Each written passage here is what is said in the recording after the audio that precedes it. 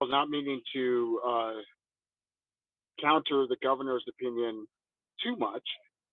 Really appreciate his perspective. Yet the reality is for people of color, this bill does not make us any safer. As a matter of fact, it puts us once more in the crosshairs of potential harm, and that harm's already been proven historically.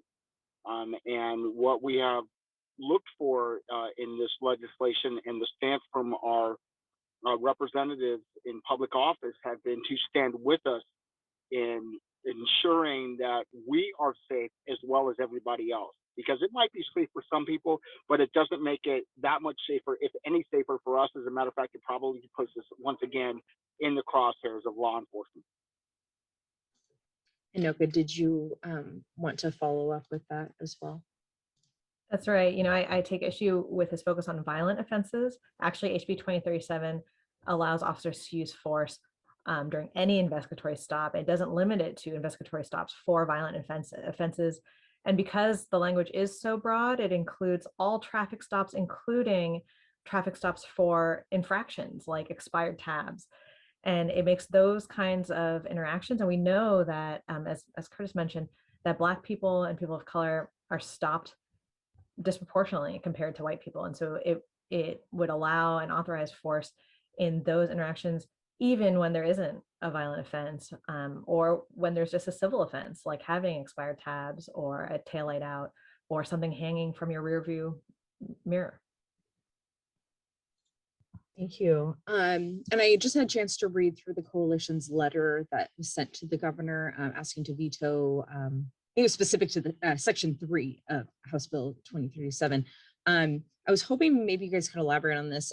One of the part that stood out to me, kind of, it sounded like it gives an encompassing kind of, this is why we're against this bill. It says, this bill will cause more families and communities to suffer the loss of loved ones to police violence, and the legislation will increase racial disparities and bias in policing that are already causing a devastating loss of trust in law enforcement, all without actually improving public safety. I thought that was worded really well, but I was hoping maybe each of you could maybe elaborate on that point. Well, again, you know, circling back to what I said earlier, that, you know, it's already been proven that people of color suffer disproportionate violence and harm by law enforcement. And that's because law enforcement has a specific culture that's been embedded since its inception that has a tendency to view people of color inherently as dangerous and violent.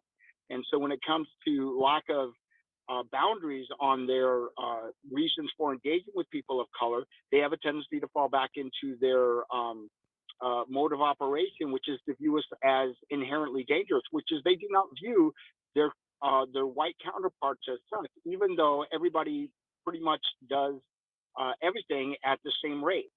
So there's a tendency to view us as the other, and as non-human or less human or less deserving.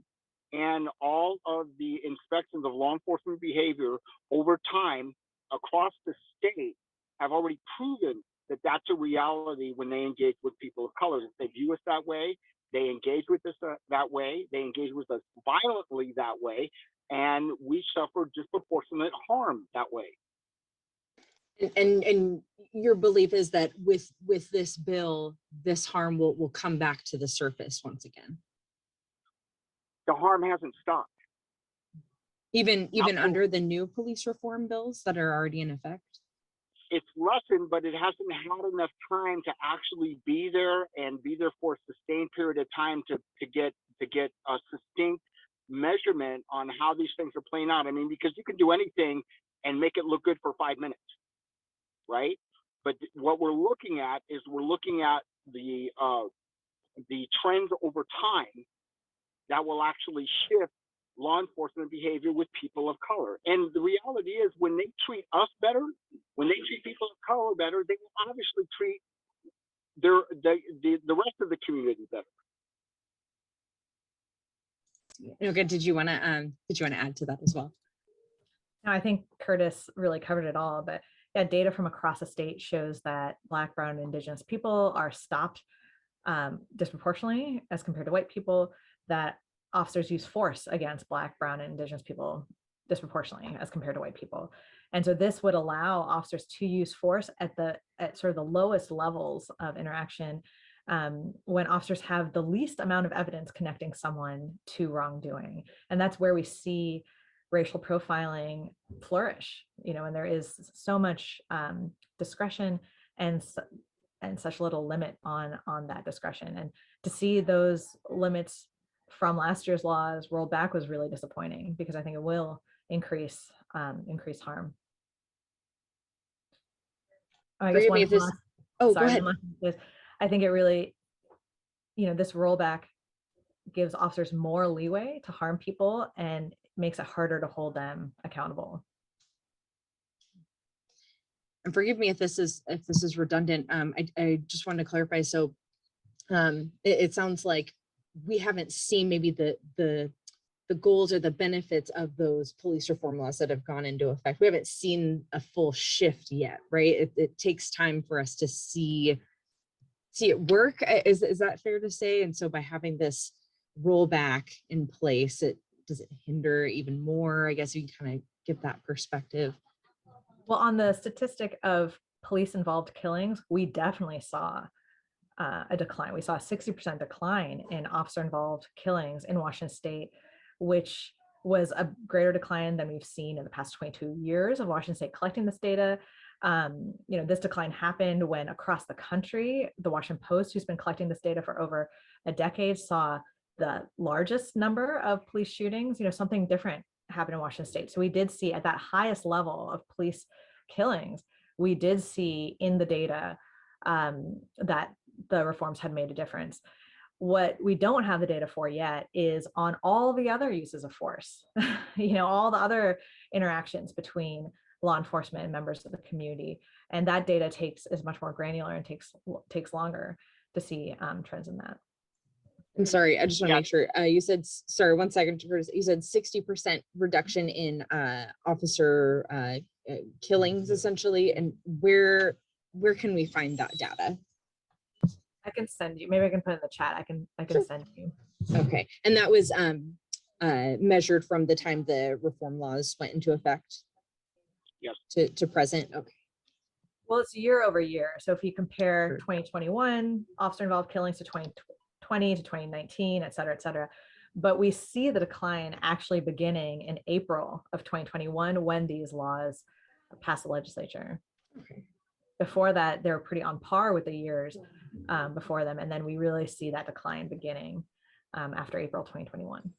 Is it fair to say, based on even just that look into the effectiveness of the bills, that they are working, they are showing? I mean, with the coalition say that they are doing what they're meant to do already, even if it's just, of course I say that, but I acknowledge that there's always more work to be done. But is that evidence that the bills are doing what they're meant to do? Oh, we absolutely believe so.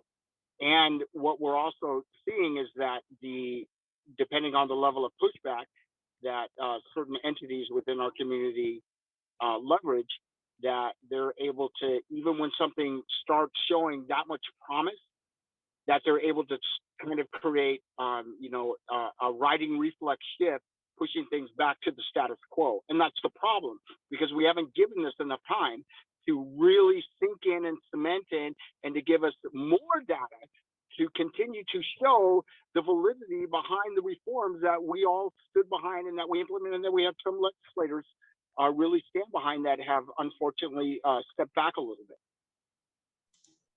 I know, Curtis, you've got a heart out here. Was there anything else that you wanted to add? I wonder if maybe kind of in a nutshell, you could just kind of tell us, and we've done previous stories with the coalition, but I think at this point, in a nutshell, your opinion of what this is going to mean with the bill going into turning into a law. What do you think this will mean, or how it might change what we see here in our community in Spokane, as far as why you're against this bill? Well, what I hope, and I don't want to do any doomsaying, right? So not the double negative there, yet we want to be real mindful of that. We have to give these kind of reforms the meaningful opportunity sustained over time to take effect, and then have succinct evidence-based measurements to either justify or go ahead and tweak. And even though we have gotten some snapshots of that, that hasn't necessarily happened yet. And that's what we're looking for, because what we're faced with is we're faced with a culture change.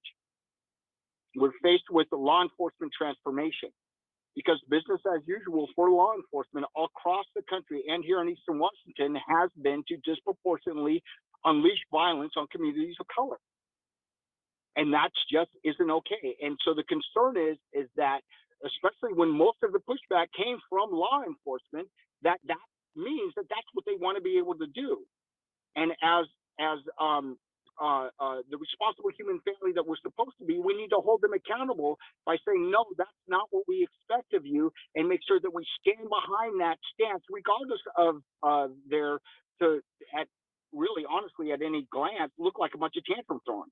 Because when you listen to some law enforcement that actually represented clarity in their perspective on how to actually maneuver some of the what they said was the ambiguance with these bills, they were like, no, this is what you do. It's real simple. And so we look to that kind of simplicity and that kind of clarity to reveal the authenticity of people that are in that industry to provide a service to all community, not just to some, and or the self-seeking, self-serving dynamic that they're used to operating in, which is like zero accountability. And so we're hoping that in the future that, you know, that does not continue to be the trend, and that we are able to go ahead and one more time stand behind holding law enforcement accountable, making sure that they're there to serve the communities that they're supposed to serve in the way that we expect them to serve us, and that being all community, not just the ones that they favor. So looking at the bill, it still does require law enforcement when use of force, or when force is used, or physical force, it still requires officers to, it says, take reasonable care, meaning with the exhausting all de-escalation tactics before using force. I wonder, is that enough, or do you think it is enough? No, I absolutely don't think it's enough. All right, it's just the beginning. Because the reality is, this should have been the standard all the way along. Not all of a sudden now we're going to use reasonable care. You were supposed to be using reasonable care the entire time. And so if you're that morally grounded individual that's in the industry to serve the community, you're going to know that reasonable care is just something you automatically do, not something you have to be told to do, and then have 10 miles of rules to define how you do it. Because you're just going to naturally come from that perspective. And that's what we're after, is that's the culture that's in there, is that they don't feel like they have to supply reasonable care, especially to communities of color. If you need to go, Curtis, I don't want to keep you. I'm so sorry. It went a little bit longer. Was there anything else you wanted to add before I let you hop off here? That's good. I think Anoka's okay. got it. I know Anoka's, she's got it. Yeah, I'll follow up with her, but I want to make sure I give you a chance to.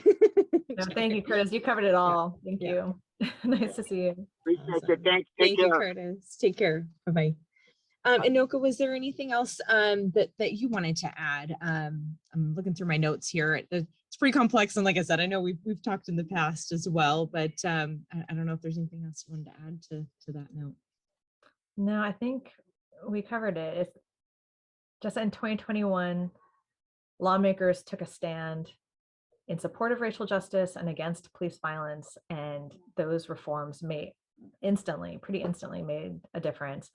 And we're working, and it was disappointing to see lawmakers roll back that progress. And 2037 gives officers more leeway to harm people, and will make it harder to hold them accountable. And that's disappointing to see. Do you think we'll ever maybe find common ground? I mean, do you anticipate at some point both sides of the issue will find common ground and meet in the middle on this? You know, at some point during the legislative session, there was an amendment added to the bill that brought the coalition to neutral, and unfortunately did not pass with the bill. We think that could have been, that version was more protective of people's civil rights, and that did bring the coalition to neutral. You know, I think there's still a lot of work to be done at the state level. There's still a lot, as Curtis mentioned, of work to do to hold officers accountable for when harm does occur. The whole purpose of the use of force bill was to prevent that violence. And unfortunately, that was rolled back. And now it's really critical to continue to try to prevent police violence, but also to hold officers accountable.